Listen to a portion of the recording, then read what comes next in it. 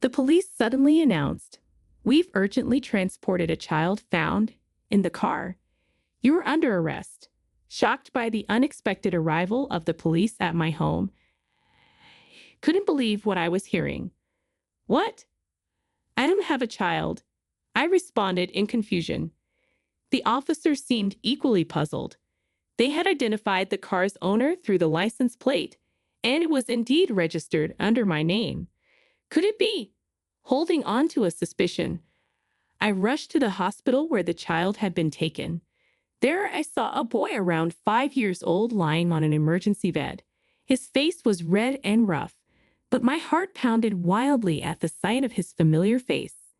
From that moment on, my life changed dramatically with this child at the center. I am Emily, a 33-year-old who works from home. I started dating my husband Michael in college since we were in the same club, and we married after graduation.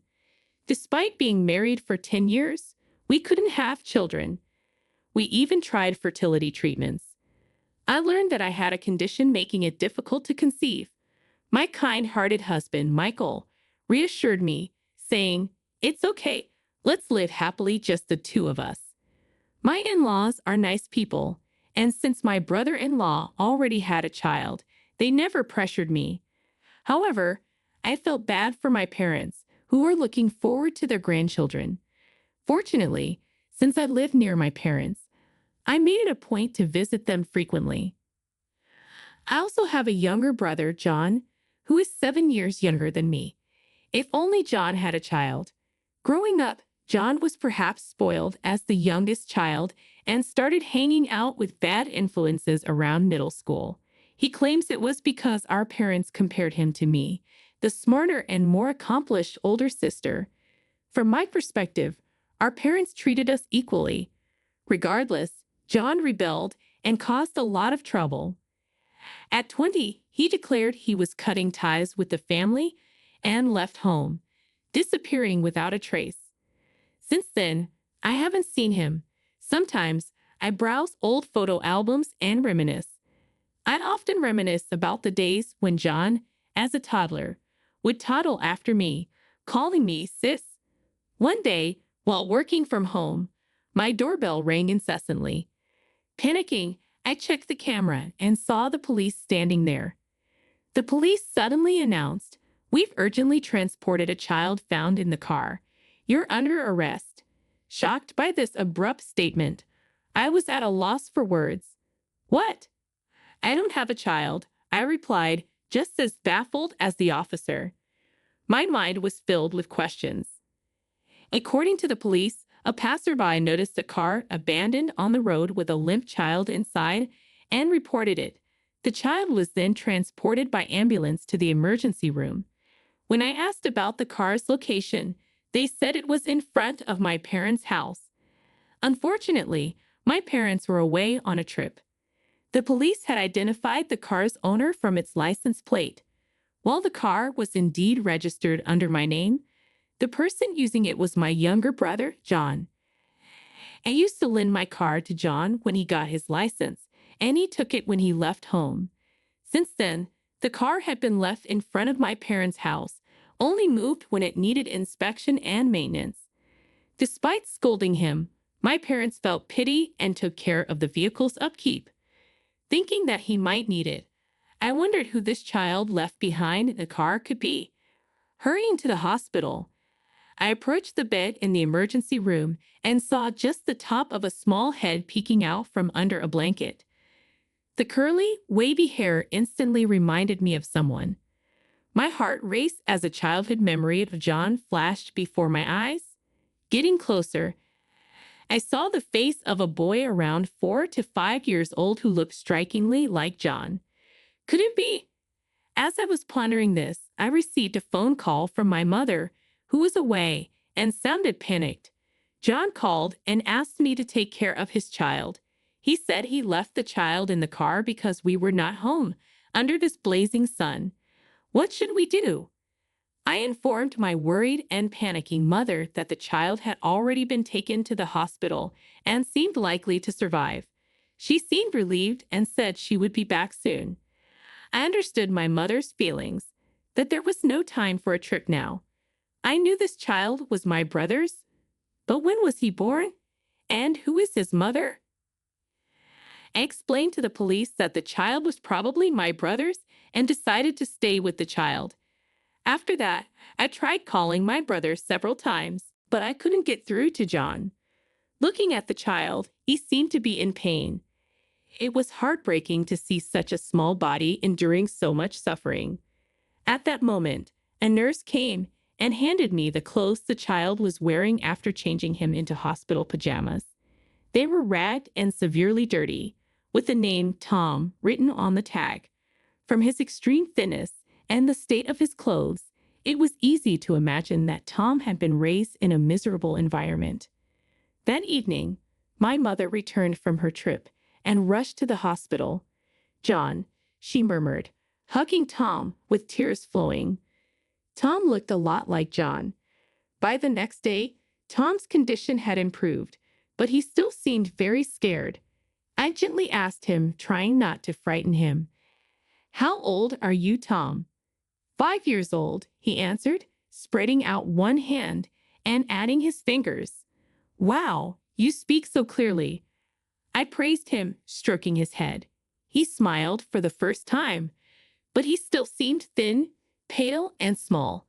According to the doctor, there were bruises all over his body. I persuaded the police to let us take responsibility for the child until we could contact John, and we somehow avoided a report being made. 3 days later, Tom was discharged. I didn't want to dress him in his tattered clothes, so I bought new ones and had him changed into them. He looked even more intelligent and cute in them. Finally, as we were leaving the hospital, I got through to John, but there was tremendous noise on the other end of the call. "How could you leave him in the car under the blazing sun?" "He was taken to the hospital," I exclaimed. "He survived, didn't he? So it's fine," John replied nonchalantly. "He had bruises all over his body." "Did you do this?" "Thomas is clumsy. I was just disciplining him," John retorted without a hint of remorse. "He's only 5 years old. He's just a child," I said, my voice shaking. "He can't even remember the letters no matter how many times I tell him. It's annoying. So I thought I'd leave him at our parents' house," John continued, shocking me with his harsh words. "I'm in the middle of a casino jackpot right now," he added, before hanging up the phone. Seeing my distress, Tom looked worried and began to shed silent tears. "It's going to be okay," I said softly, stroking his head. He was only 5, a time to be selfish and cry. But he didn't. It felt odd that he never called for his daddy or mommy. Imagining the reason made my heart ache. After discussing with Michael and my parents, we decided to look after Tom in our home. I made a kid's lunch with hamburgers and fries, decorated with character flags. When I placed it in front of Tom, his eyes sparkled. "I've never seen anything like this. Can I really eat it?" he asked. "Of course, I made it for you," I replied. I loved the way he ate it, with ketchup all over his mouth and a big smile on his face. In the evening, Tom played around in the bath with Michael, laughing and enjoying himself. At night, I would read him picture books while lying next to him. He listened intently with sparkling eyes, but would suddenly look at me with an anxious expression. "Can I stay here forever?" "Don't want to go back home anymore," he asked. "I get it. You want to stay here, right?"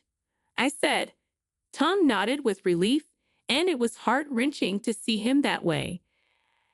As the days went by, he became even more attached to me and Michael. When I was folding laundry, Tom would come over and offer to help. When I went shopping, he tried to carry my bags with his little body. Living together, I realized he was a kind and wonderful child. Michael and I grew so fond of him that we started discussing adopting him, especially if John and his partner weren't planning to raise him. When I checked with the city office, I found that my brother and his wife had registered Tom's birth and that on the certificate of residence, The parents and Tom were listed as living at my parents' house. We started consultations at the family court about a month after we took in Tom. Then John and a young woman came to visit. "Hey, thanks for taking care of Tom." "Oh," John said. "I don't want to go back," Tom exclaimed, hurrying to hide behind me. He must have had some frightening experiences. After years without seeing him, my brother looked more aggressive, and his clothes were unkempt. The young woman with him, who introduced herself as Risa, wore numerous piercings in her ears and nose and looked flashy, like a playgirl. "How did you know where I live?" I asked. I asked Mom. "By the way, sis, you're living in a nice house and having a great life, huh? I have something to discuss regarding Tom. Let me in." I didn't feel good about it, but I couldn't refuse when it was about Tom. According to my brother, he had married this woman shortly after leaving home. They had been moving around frequently, and there were times when they lived in their car because they had no place to stay. While looking around my house, my brother suddenly got to the point. "I heard from Mom that you don't have any children, right? You've been married for 10 years with no kids, so you probably can't have any, can you?" "What are you trying to say?" I asked. "We've got a great idea. If you want Tom, how about it? But it won't be for free." I was stunned by the audacity of him trying to sell his son for money after having tried to leave him with our parents because he was annoyed. I was burning with anger. "John, what do you think your child is? He's not an object." "What?" "Things so high and mighty." "I became rebellious because you're too serious. Our parents always sided with you. It's funny how you blame our parents and me for your own lack of success." "Shut up. Just give me the money," John demanded, enraged. John raised his hand to hit me, but at that moment, Tom, who had been hiding behind me, stepped forward and spread his arms to protect me from John. Seeing this, I became even more determined to protect Tom. Selling a child for money was unthinkable. However, I decided to give John and Risa the $13,400 I had saved as a settlement. I also had them sign an agreement that they would never get involved with Tom again and obtained their consent for the adoption. Risa remarked, "It's refreshing not to have to raise such a troublesome child," surprising me with her coldness.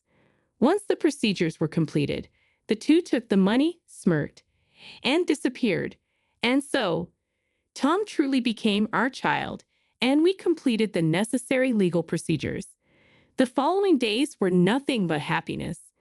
Tom grew up healthy, and we, as a couple, spent our days filled with smiles and joy thanks to him.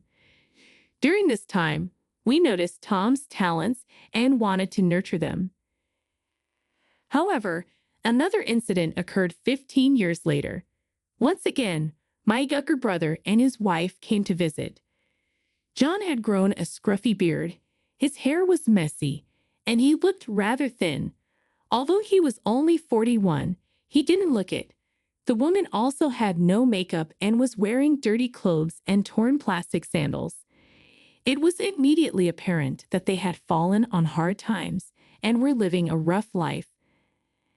I had a bad feeling, as their visit couldn't mean anything good, and my reliable husband Michael was out at work that day. "What brings you here?" I asked. "I need some money," John replied. "Why should I give you any money?" I asked, surprised. "I thought Tom was just a stupid brat, but he got into a prestigious university's medical department, didn't he?" John said. It seemed he had met someone from our neighborhood in a local tavern and heard about Tom. In reality, Tom was very intelligent. He had been top of his class since elementary school and even got into a prestigious medical school straight out of high school. "That's no longer your concern, is it?" I said. "It's a big deal. He's my son, and since he's such an excellent son, I thought I'd take him back," John said. "What?" I exclaimed in shock. John smirked and said, "If you don't like it, give me the money. How about you give me $33,500? John demanded. "Sister, didn't I already give you $13,400 15 years ago?" "That's a different story. I can't give you that money," I said firmly. When I refused, John grabbed my collar and threatened me, asking if I wanted to get hurt. I felt more pain in my heart than in my body, looking at my thoroughly rotten brother. At that moment, someone shouted, "Stop it," and grabbed John's arm. It was Tom, who had grown into a sturdy 20-year-old. John was easily subdued and ended up lying face down on the floor. John's wife, seeing the grown-up Tom, said sweetly, "You've grown up. I'm your mom. I've wanted to see you." But Tom firmly declared, "My only parents are the mom and dad of this house. I remember the horrible things you did to me when I was just 5. I experienced love the first time when I came to this house.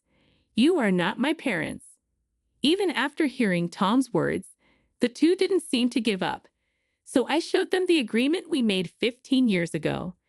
The agreement stated, "We will have no future involvement with the child. If we do not comply, we will be sued. You've broken your promise. I'm calling the police," I said. They were visibly shaken, making excuses that they had completely forgotten about it. "Actually, we are being pursued by debt collectors. Without $33,500, we're in deep trouble. So don't be so cold. Help me out, sister. You are rich, aren't you?" John pleaded, his earlier threats now turned into begging. "I can't help you. The moment you abandoned Tom, you severed ties with me too.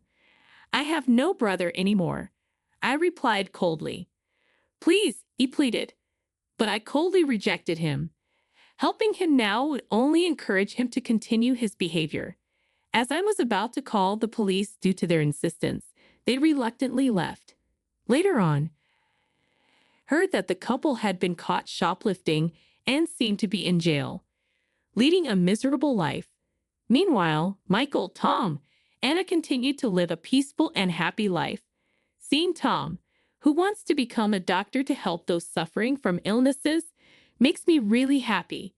Thinking about it, we were able to live every day with laughter thanks to Tom. We hope to continue living happily together.